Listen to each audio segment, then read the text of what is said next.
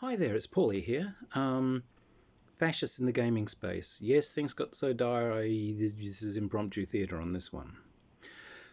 So, you may or may not have followed the intriguing drama. However, a while ago, some very dodgy operators decided to try and squat on IP and trademarks of good old TSR, the original, role-playing game company from way back when.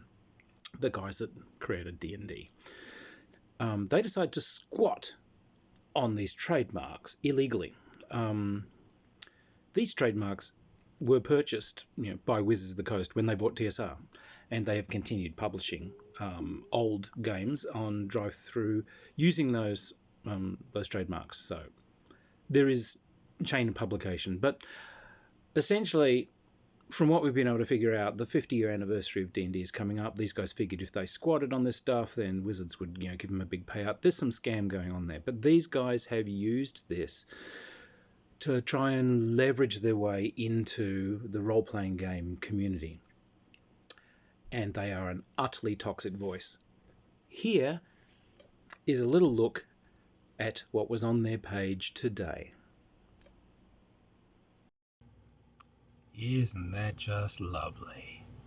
So, there we go. Anti-trans, anti-gay. They're protecting the dear children from the horrible, horrible gayness. Yes, anti-gay, anti-LGBT. So what happened was these guys scooped up one of Gygax's kids to try and give them some legitimacy, Ernie Gygax. Okay, full disclosure here, I knew Gary Gygax quite well. In fact, worked with him a couple of times.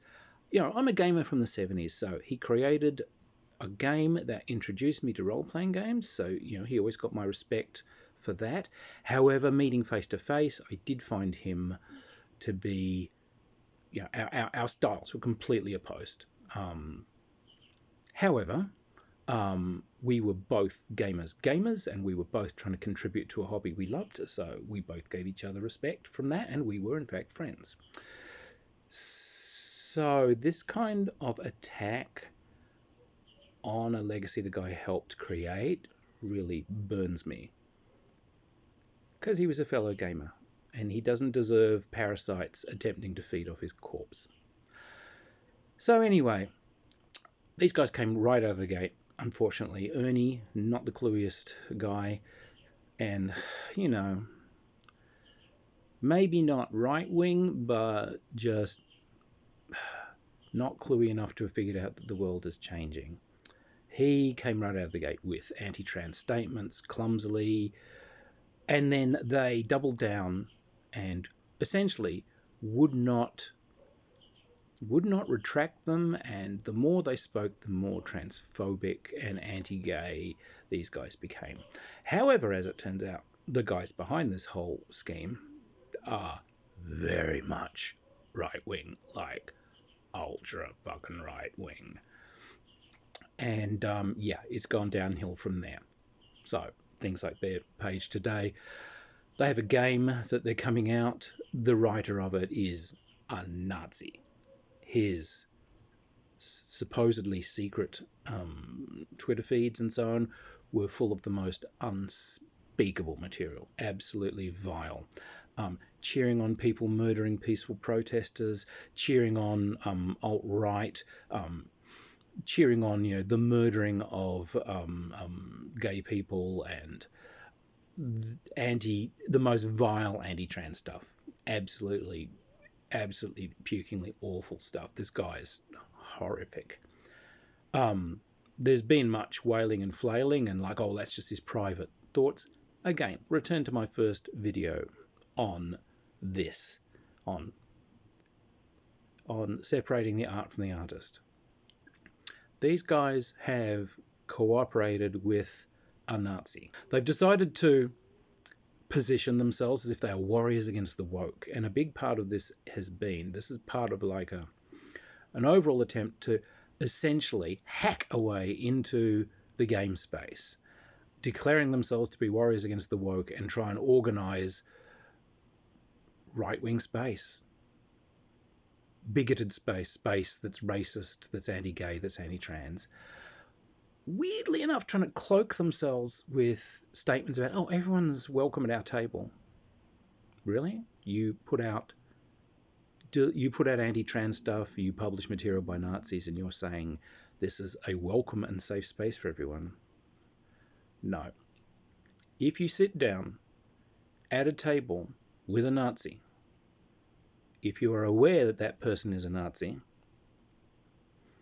if that person is upfront and is proselytizing about their Nazism, if you find no problem with this and you choose to socialize with that person, guess what?